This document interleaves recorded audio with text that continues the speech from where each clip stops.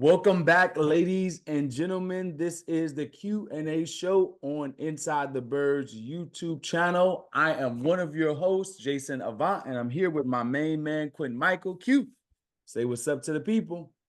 What's going on, everybody? I don't even know what to say, man. It's a rough one, but glad to see Yeah. everybody. Glad you guys are back. Let's go. Let's get All into right, it. we'll get into it. Here we go. The Eagles lose a whooping down in Tampa, 32-9. Not much offensive production, not much tackling, not much of anything. And this is the last episode of the 2023-24 season for the Q&A podcast. We will be back start of the league year. But it's sad that it has to go down like this. Thank you guys for tuning in each and every week. Thanks to Adam and to Jeff and to Greg, Josh, everyone that's responsible over at Inside the Birds. And make sure you continue to email your questions to insidethebirds@gmail.com if we can answer anything pertaining to the draft or any other issues in free agency. Keep us in the loop, but thank you guys for tuning in. Q, we've talked about most of this the entire year. We're going to start with the defense, and we're going to talk about the issues that the defense had this game, the issues that they're going to have going forward, who's going to be coaching the defense, and also the guys that are potentially leaving. All right, so let's talk about this game. What did you see from the defense overall in their playoff game against the Tampa Bay Buccaneers? Well, I didn't see anything. I mean, Baker Mayfield went out and just carved this defense up. And it's it's really frustrating to see because there were so much high hopes for this team, so much high hopes for this defense, and I really feel like it all comes back to, and I hate saying this, and I feel like we say the same thing every week, but it all comes back to the change that they made with Desai. And I'm not a Matt Patricia fan. I've never been a Matt Patricia fan. He hasn't won anywhere. I mean, he had a record. I think when he was with Detroit, right? They set a record for most consecutive losses or something like that, right? So, um, so to me, you bring that guy in and say he's the guy that's going to lead us to the promised land. It just befuddles my mind. I don't understand it. And so I was expecting, if anything, I was expecting a close game, possibly a loss, but nothing like what we saw. I mean, this 32 points to a Baker Mayfield led offense is astounding to me, and I really can't put into words what I saw. I mean, there was no fire, there was no creativity. Again, there was no communication. Again, now I know they were down a couple guys. I know that Roby had to play in at a safety position, which he's not used to. I understand all that, but there was nothing. There was no fire. There was nothing. There was no creativity. There was nothing. And so I don't even know what else to say. Yeah. So here's the thing, and I agree with you wholeheartedly. When you talk about the defense, let's talk about the defensive line play start out because they're the most important. That's where you're paid at. We were able to get sacks last night. We got a few, but consistently, it was tough for us to get pass rush with four. We had to blitz people, and now we put ourselves in a compromising situation in the back end with guys that are in new positions, right? So I think our defensive line play, even though it was better and we were able to get some sacks, and that was probably how the game was kind of kept tight the entire game for not, I won't say the entire game, but for most of the games because our defensive line came up with timely sacks on fridge red zone possessions to keep them holding to a field goal. And I thought that the defensive line, for the most part, played better than they've played in the last 6 or 7 weeks, right? But consistent pass rush, it still remains to be seen. It seemed like every Jaylen had less than 2 seconds to throw the entire game, and that has to do with pressure. And then there were times where they didn't have pressure. They were able to beat, Cam Jurgens or someone else in those moments. And we like to see our defensive line continue to play that level or a little bit better in order to give us a chance next season in the future, so on and so forth, right? Now, this part to me, Q, that I just can't understand. Why don't our defensive backs learn from their past mistakes? Why don't we play on levels? That's why you're out there. The reason you get a guy bumped off on that first touchdown to Moore is that you guys refuse to play on levels. You Yeah. refuse to. Like, that's why you press a guy. That's why when you go on a when you're taught as a defensive back, when you're covering a crossing route, either you're under it or you're right behind it until you can get in position. You don't want to play over the top because that's where the guy's going to pick you from. Yeah. Yeah. Right?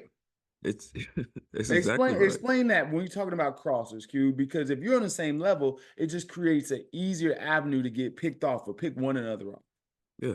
I mean, the first thing, as a defensive back, right? The first thing you want to do is when you break the huddle, you get your call, you get your play call, right? So we're in man. The first thing you look at as a defender is what is the offense trying to do, right?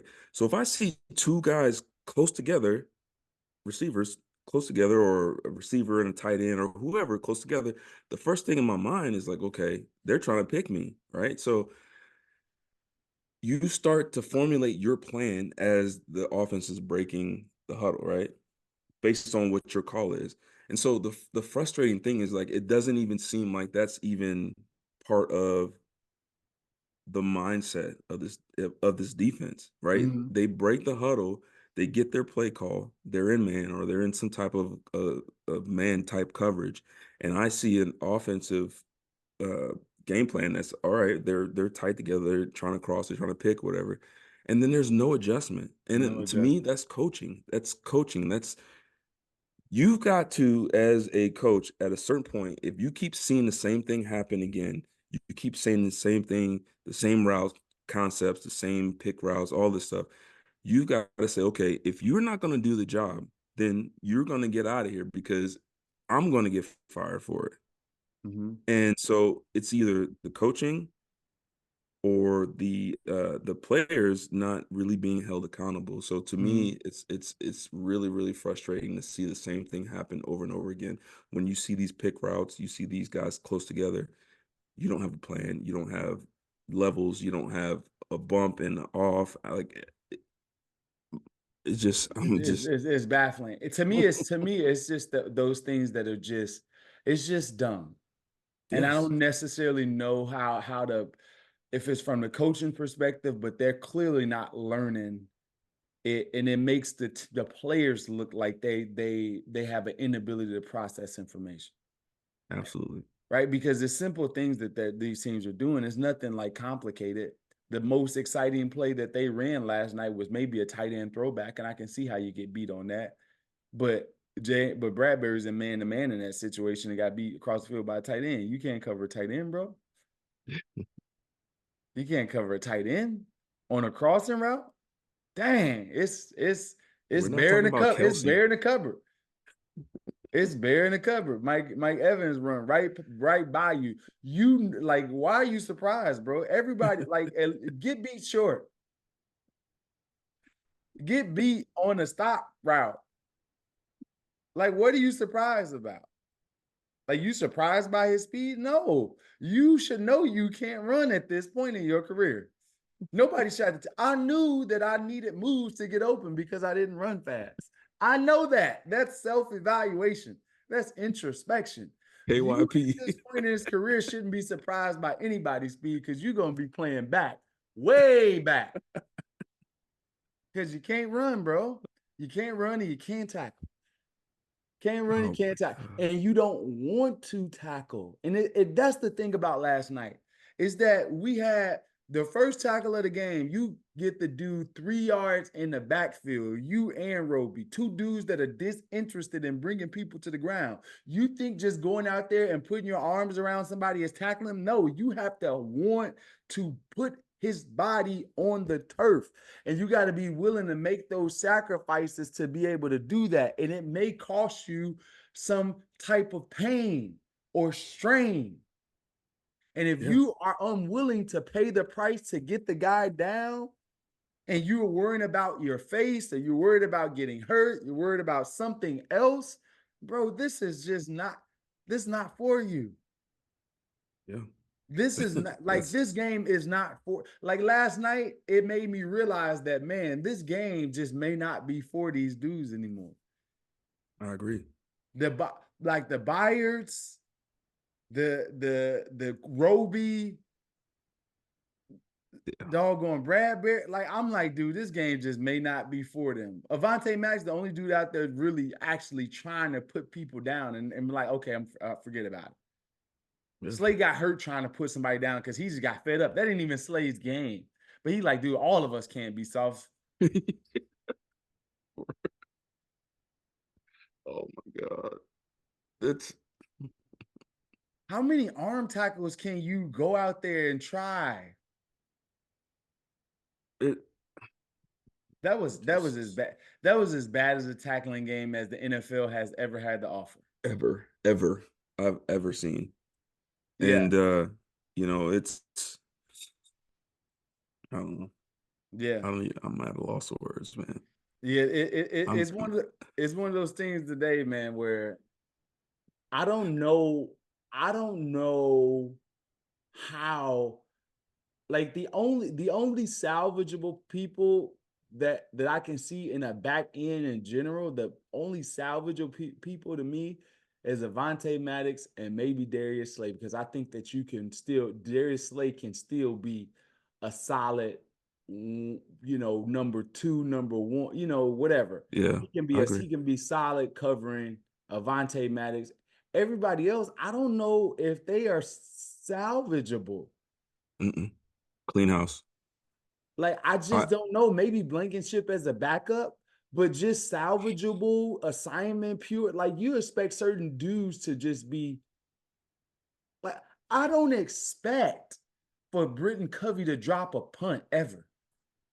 What are you in the league for? This is the only thing that you do, bro. I just don't expect that. Like, I don't know. Like, I just don't expect it. It ain't like you get 17 opportunities in the game. You get 5 opportunities in the game. yeah, 4 yeah, opportunities, 3 opportunities. Like, there's certain things that are just frustrating to me. Very frustrating. absolutely. Yeah. All right. Q. All right, here we go, Q.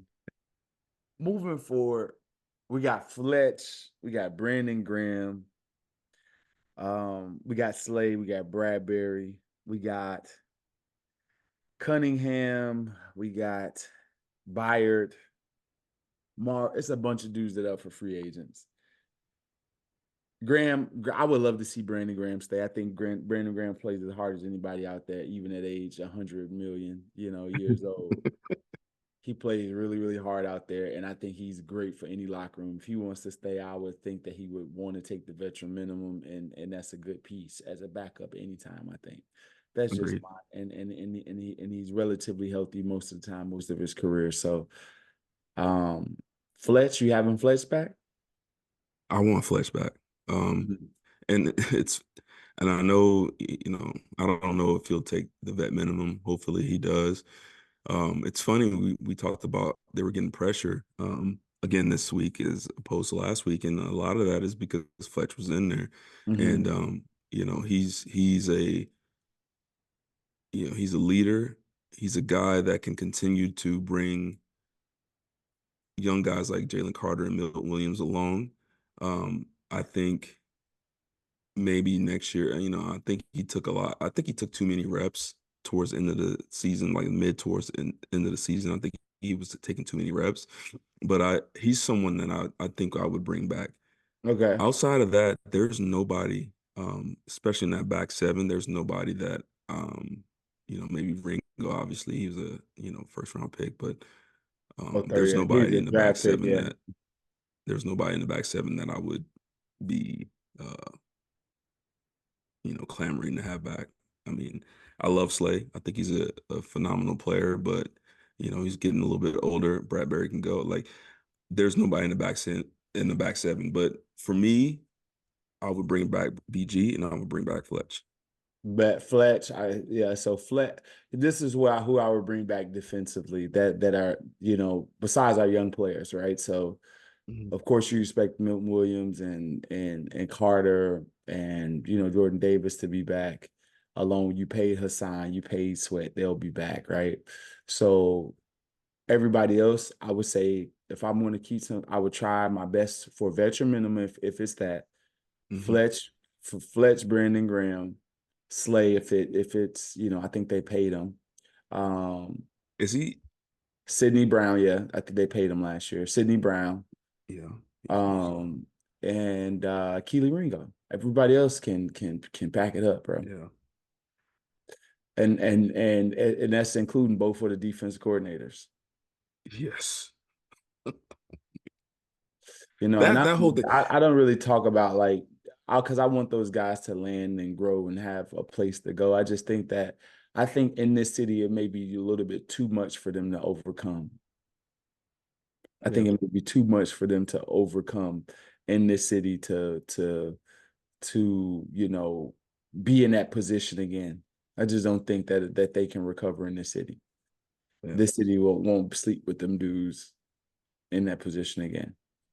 So to me, and I don't want to go off on another tangent, but to me, when I was watching the game last night and they kept showing um, Jeffrey Lurie in the box and how angry he was, and or he seemed, which Mm-hmm. he should be. And to me, this all falls squarely on ownership, on Jeffrey Lurie, on Howie. Why? To me, everything, and I feel like I say it every week, but everything came back. Everything started to happen once they made the decision to Billy fire Desai. Desai. Mm-hmm. Like if you look back at this team, they were still in a position. Now they were getting lucky and they were still kind of, you know, all right, they're winning, but they were not winning decisively, but they were still winning. And Yeah. then right when that happened and they basically fired Desai, everything went to hell. Mm-hmm. And I love Mr. Lurie and I love Howie and what he's been doing and how he's formulated this team. But I feel like sometimes you can become too meddlesome and you can become too involved in the Mm-hmm. everyday decisions of the team. And like that's what happened. And basically they undermined the head coach, undermined the defensive coordinator, and it just all went to hell after that. Mm-hmm. You can and this is proof right here that you can mess up a good thing. And that's what happened. They had a good thing going. It wasn't perfect, but they had a good thing going. And then it ended up where we are now because they Mm-hmm. got too meddlesome. And I'll be the first to admit I'm not really privy to any of that stuff. I'm not involved in any of the meetings. I haven't been in Philly in a while, but it just seems from the outside looking in that ownership and GMs and all these people started to get too influential within the everyday decisions, and it really Mm-hmm. costed this team. Mm. That's what I feel. Yeah, you can't deny it, and I think there's always been reports in history that the ownership group, the management group, wants to dictate how things are, coached on the field, on the field. So, and you see that in other areas. So it could very well be if you're going to get rid of a guy, you got to make sure that it's going to be a sound guy. And what it lets me know is that I think it may have been premeditated. Mm, yeah, yeah, Right. So let's I think agree. about that because why is Patricia in the building? Like, Yeah, what gives him the ability to what why put him in the building in that situation? I agree. Unless there's a forethought. Look, we're going with a young defense coordinator that never called calls before, or never been in this situation in this conference before. So if he doesn't plan out, we'll put Patricia in there. Like that may have been premeditated. Yeah, Yeah, and and that's what. it kind of happened. Yeah, And and and this is and what and you after have. that, and after that, at least they played hard and at least they were able to stop the run. Like we went from not being able to stop to not being able to get close to stopping the run. Yeah. It's And crazy. so and I've been thinking about this too. Like, okay, so there's a lot of people calling for Nick Sirianni's head, right? I don't agree with it. I think he was put in a very, very tough situation, right? But so now, like, let's say they do fire Sirianni, okay? Who are you gonna bring in that's gonna be okay with this type of dynamic, right? Who's gonna come in that's worth their salt as a coach? That's gonna be like, okay, yeah, I'll come in. Like Belichick, how He's I always would had I a would love I would love to see Belichick and Howie in a meeting and what would Howie say to Belichick and Belichick listening to him. So they had a good, I don't know. I'm frustrated. They had a good thing going and it just started to yeah. mess it up.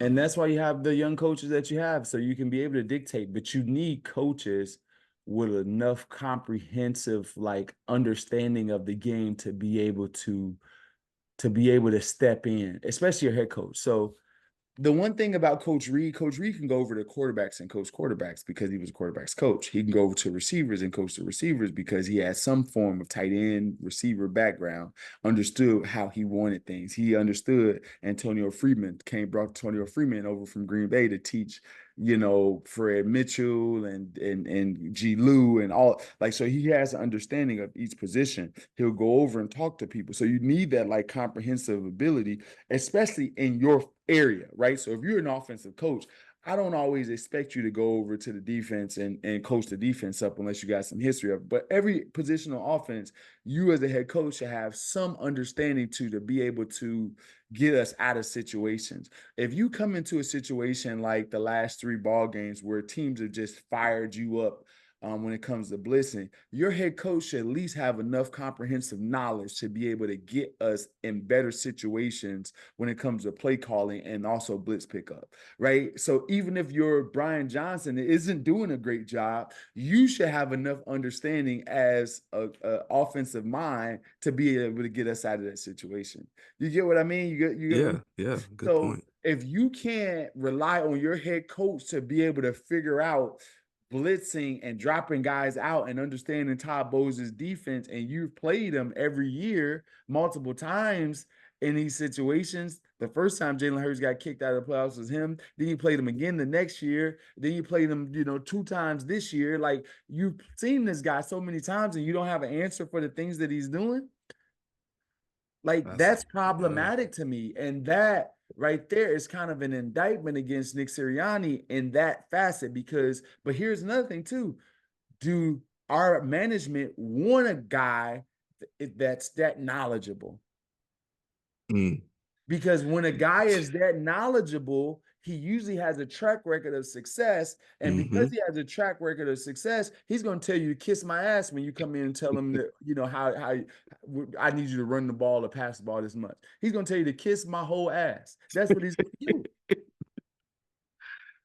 That's exactly what needs to happen though. But there's the give and take. Do you have a guy like Doug Peterson? Do you have guy like Coach Reed that's going to be able to understand a game in a different way? Or do you have a guy like Sirianni that doesn't have the coaching experience and clearly was outclassed last night? Him and his staff they were outclassed on both Yeah. sides of the ball, hmm coaching wise. Yeah.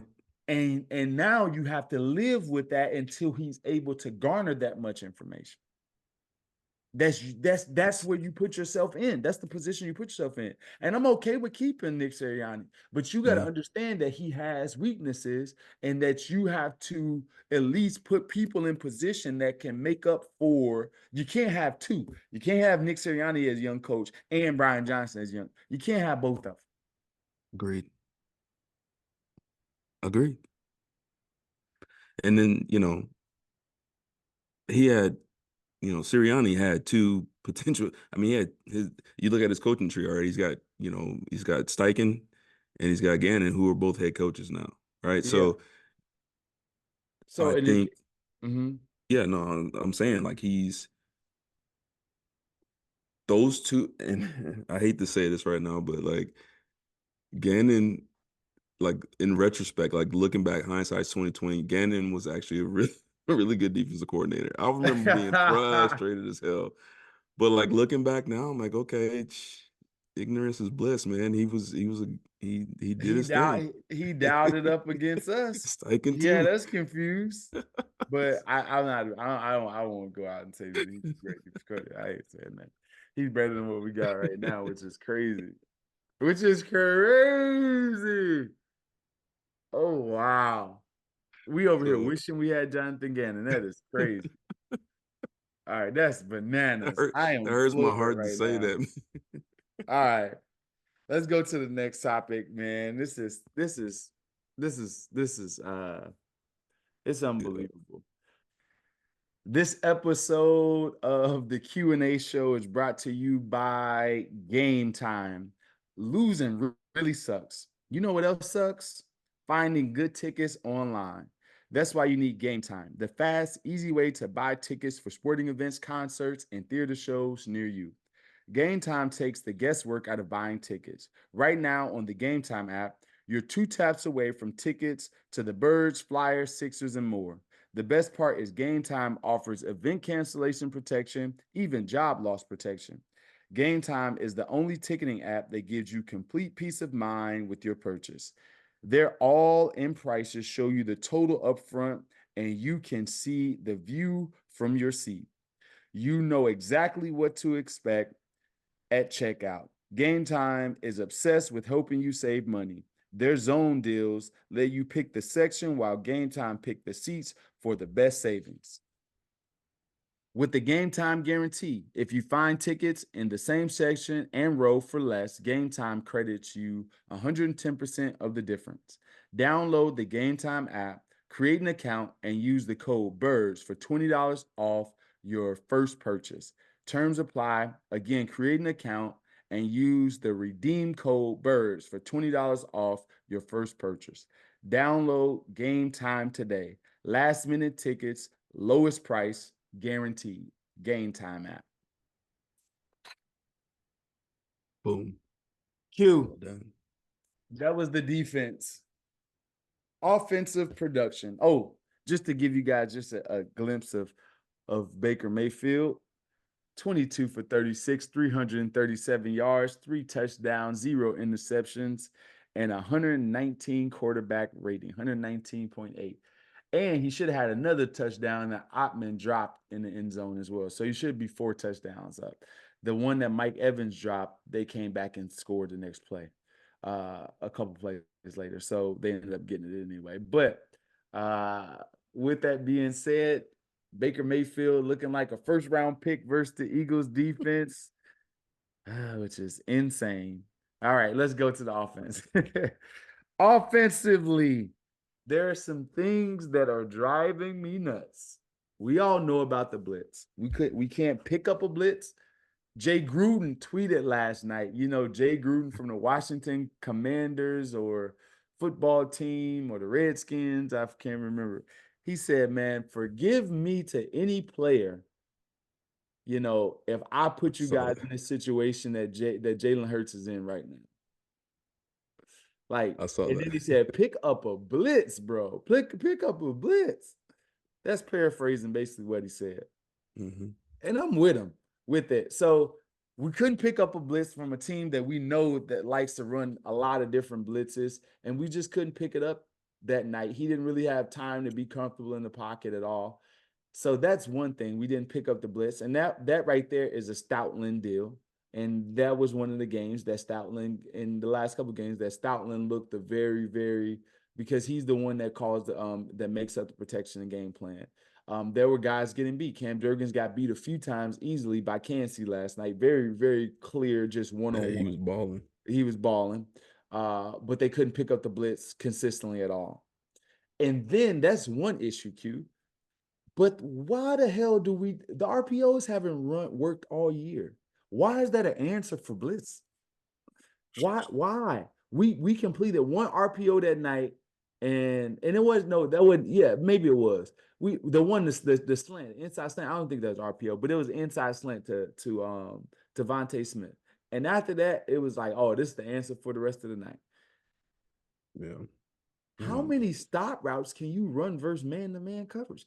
That a stop route, you can win on a stop route versus man-to-man. You got to be a great route runner to do it, right? Yeah. But it's not the route of choice. A Mm-mm. stop It's route easy. is not the route of choice in man-to-man coverage. It's not. Mm-mm.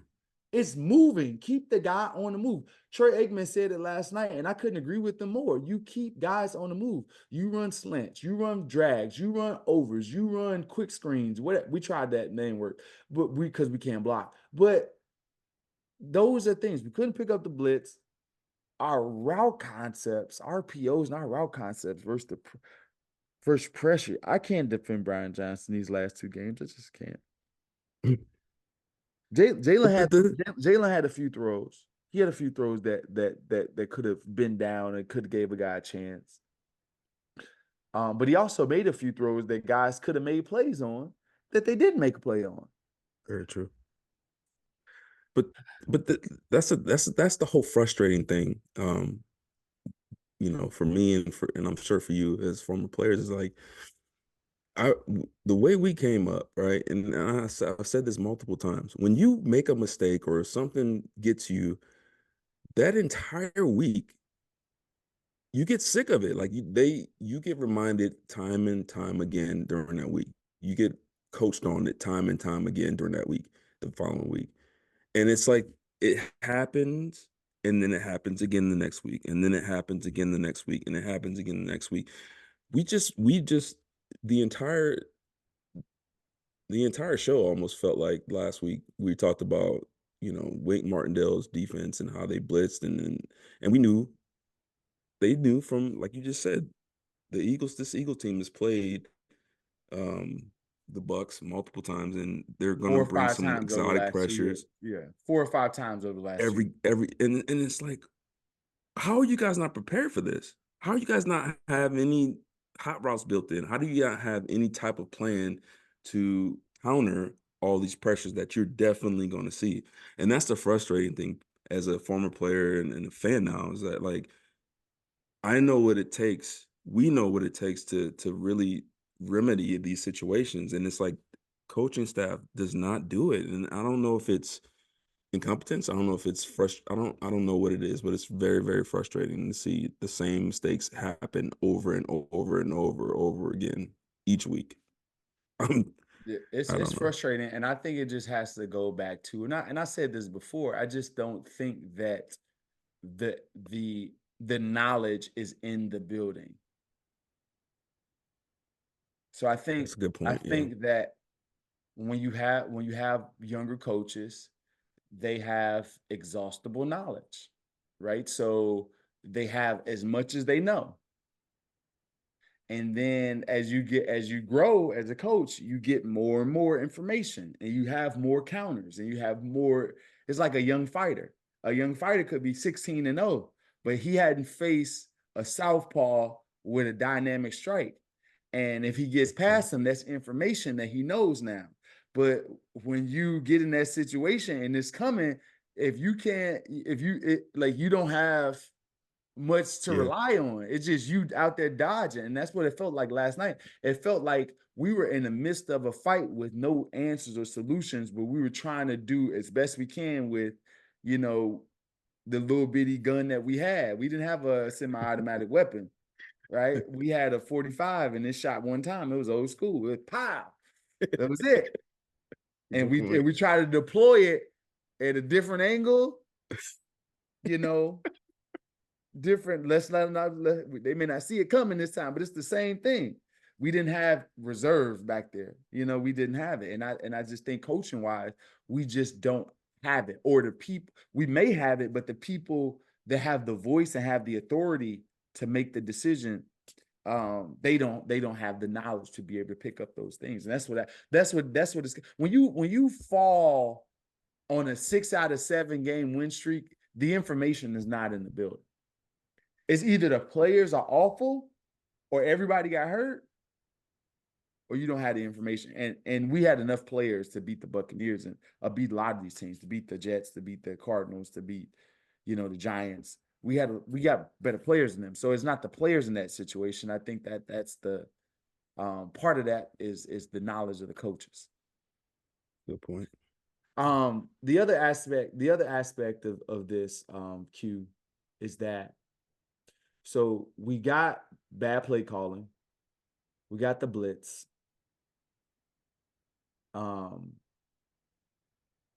What do we do?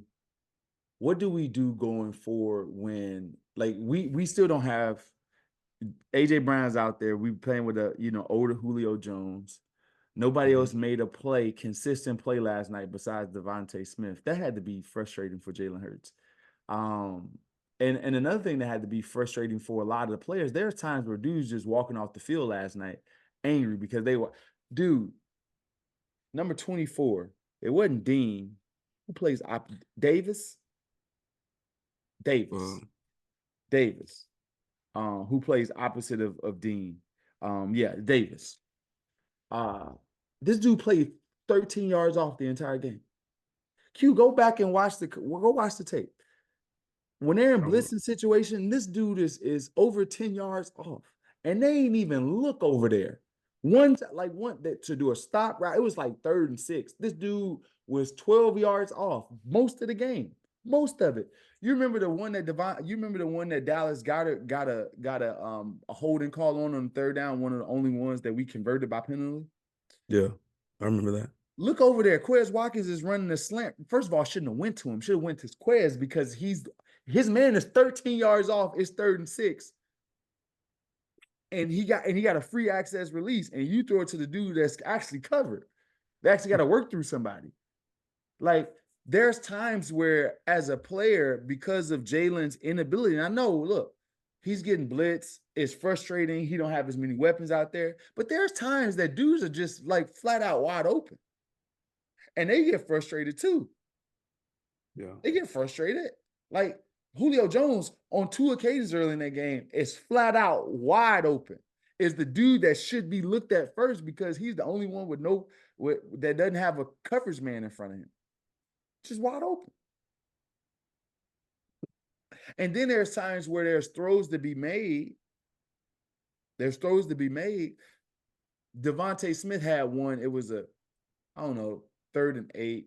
They kind of zero blitzed it, and he had a stop route, and Jaylen threw the ball high. If you're going to pick a stop route, if you're going to throw the stop route, you can't be backing up. You got to plan and throw it. He threw it over his head and it was too high, and the guy was able to out. But if that ball is down a little bit lower, he steps in that throw, take the hit, they still probably make that 3rd down. That it's tight, but it could possibly be made if the ball is low. The ball's outside a little bit lower. So there's things and times. I don't love stop routes against that, and that's not all Jaylen. What I'm saying is that creates a frustration because Jaylen is like, dude, I have no movement. The times they give you movement, you read the wrong person, and then the other times the blitz is getting through. So it's frustration on every level. It's frustrating. Yeah. And it's funny you say that too. Like, as a defender, and I'm just thinking about the stop routes. As a defender, if we got a pressure coming on, I want you to run a stop route. That's the easiest thing for me. I'm moving. Like, that's easy. Like, a slant or a go, or in route. Like, those are the things you don't want to see as a defensive back. So yeah, I'm gonna take another look at that, man, because I didn't realize that, man. That's dude, it was like the stop. It's been like that the last couple of games. Like, it's been like stop heaven. Like, I'm like, dude, what? The offense looks so antiquated, man. It looks so old. It looks so collegey. So it looks bad. It looks bad. And part of it, I believe, is that they don't believe that Jaylen can do a lot. That's what it seems to me.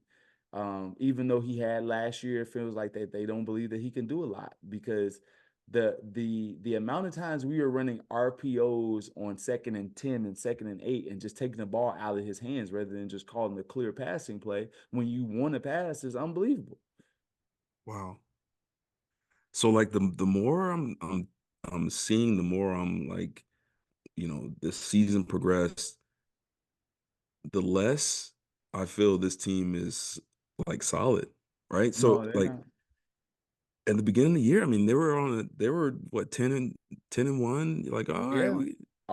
they're good. Offense was putting up points. They were able to protect. Wow. Then it just happened. It just This is happened. Now here's the thing. Here's the other thing too. We refuse to run the ball. First 2 plays of the game, we get a first down running the ball, and then we just go away from it for quarters.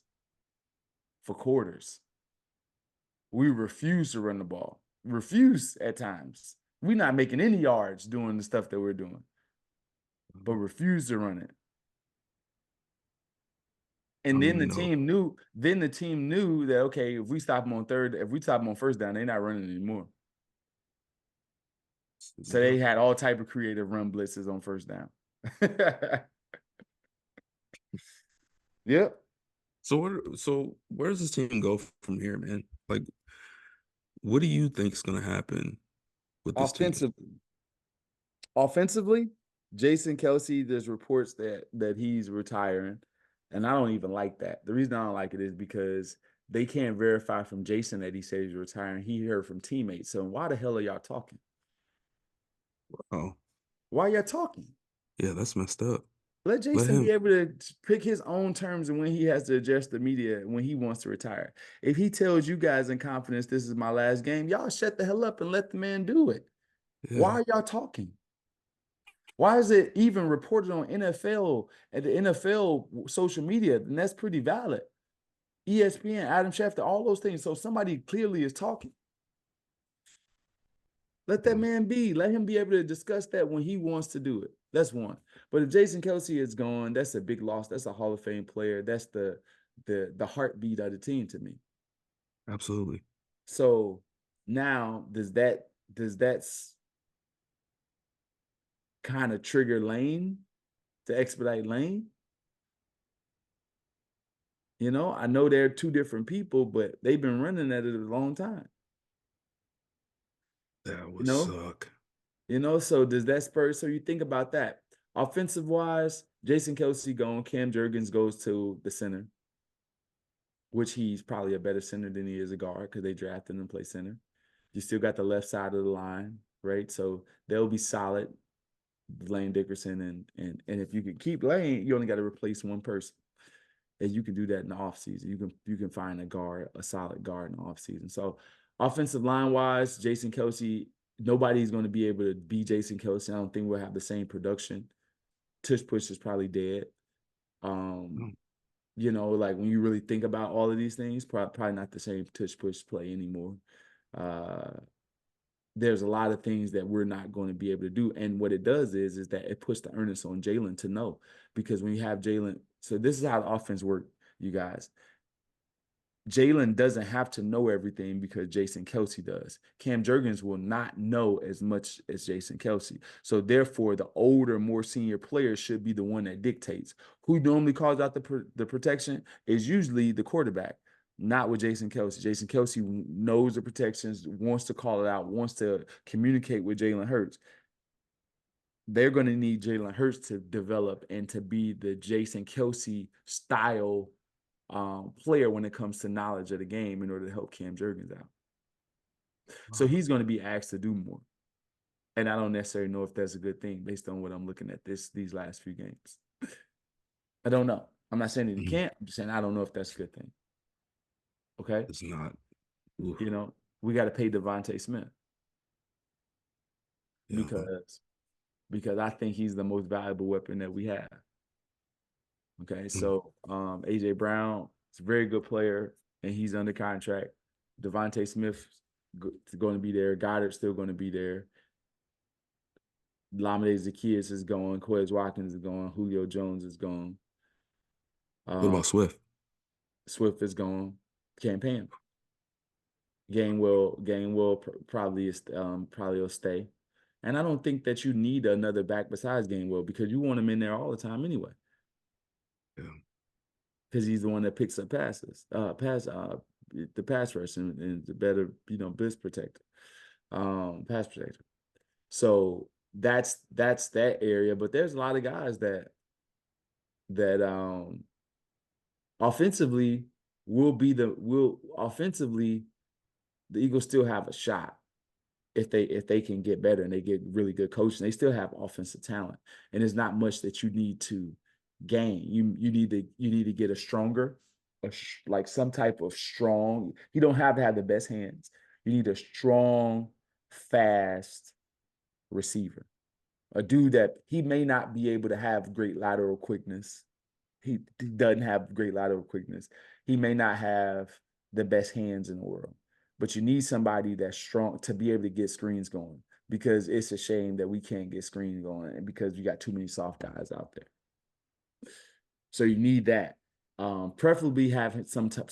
So it's going to be a combination of two: a dude that can't run, that can catch really well and is strong, or a dude that is strong, fast, but can't catch well, or don't have lateral. It's going to be a combination, something like that. But you don't need him to be a world beater. You just got to figure out what you need from that position. But it's not always speed, because you got speed in other positions. Good point. Yeah. You know what I mean? So you're going to need that person.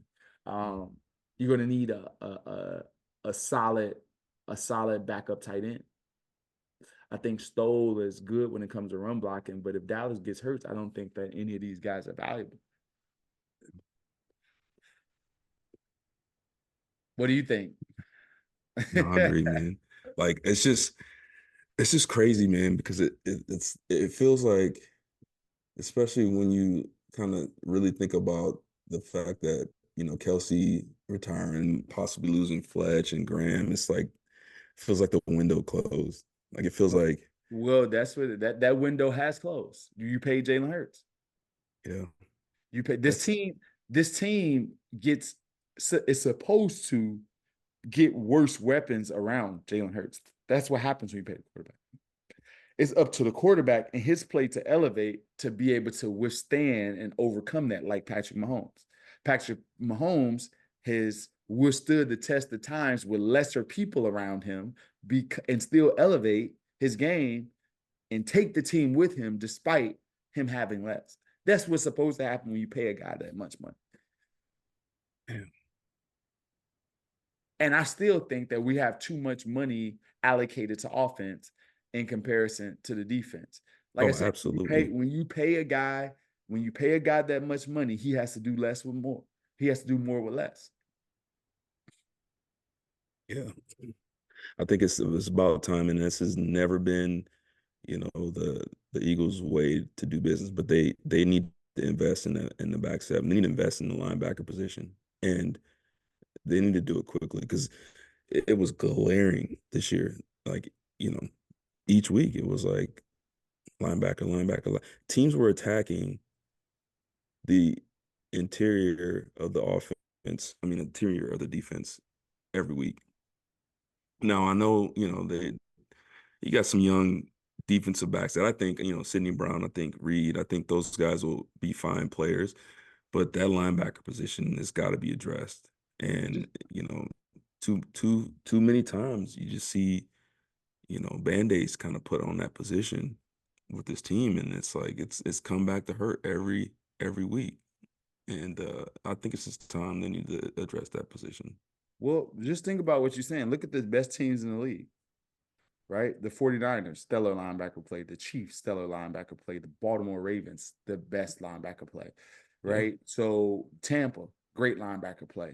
When you look at these teams that are remaining, their linebackers are pretty solid besides a few teams, right? Yeah. They're pretty solid. Like they're the best at, like, you got 4 of the best linebacking teams in the country, because, or in the NFL remaining. These teams are still going. Yeah, agreed. So it's definitely, I definitely agree with that. Now, when it comes to coaching, Brian Johnson's probably going to be out. I don't know if they can justify firing Nick Sirianni. I wouldn't fire him. I just think that you need to bring somebody in that does this, that does this, and he manages the team well. But he has to grow as a coach to be able to. He got to look at himself and say, I got to be able to. If nobody else will be able to pick up a blitz, I got to be able to formulate the plan and pick up the blitz. If we can't draw up scheme and plays, I got to be the one that's able to do it, right? sometimes you need a new guy in there calling the plays because it's going back between. I've been in situations where it's Andy call the play, Doug call the plays, Marty. I'm okay with all of that, but just know that everybody has to have the knowledge to be able to do it. But Brian Johnson is probably out. All those secondary coaches probably out. Yes, please. Today. Right. I know they like Aaron Moorhead. But if you once you start finding offense coordinators and stuff like that, like I think Brian Johnson offensively is probably out. The receiver coach,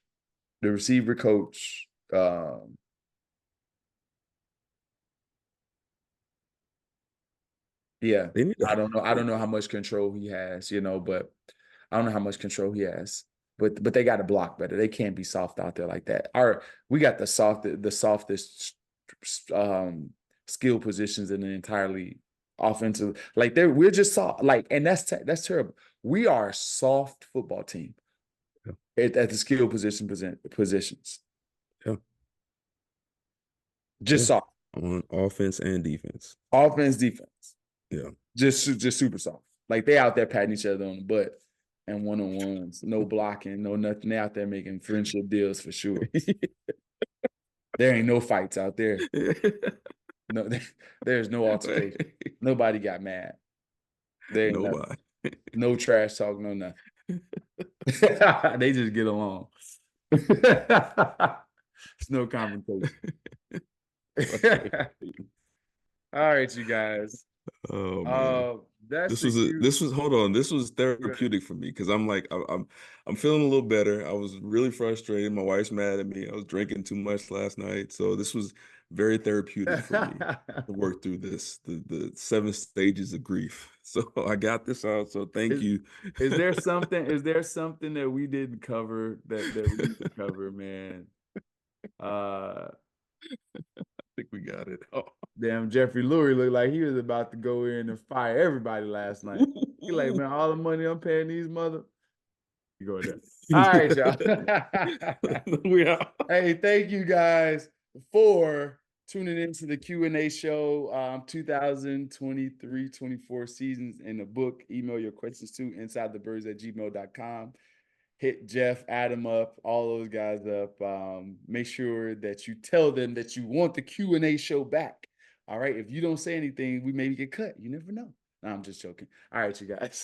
Make sure that you tune in, follow us Facebook, Instagram, and Twitter. We appreciate you guys this entire year. Thank you guys. Q, you got the last word.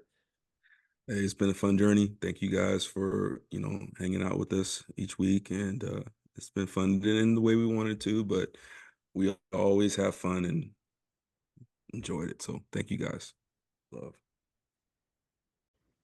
Be sure to check out our friends at phlsportsnation.com. They're enhancing the fans' experience with their coverage of all Philadelphia sports teams. For the fan, by the fan is their motto. So make sure you check them out at phlsportsnation.com and on Twitter at phlsportsnation.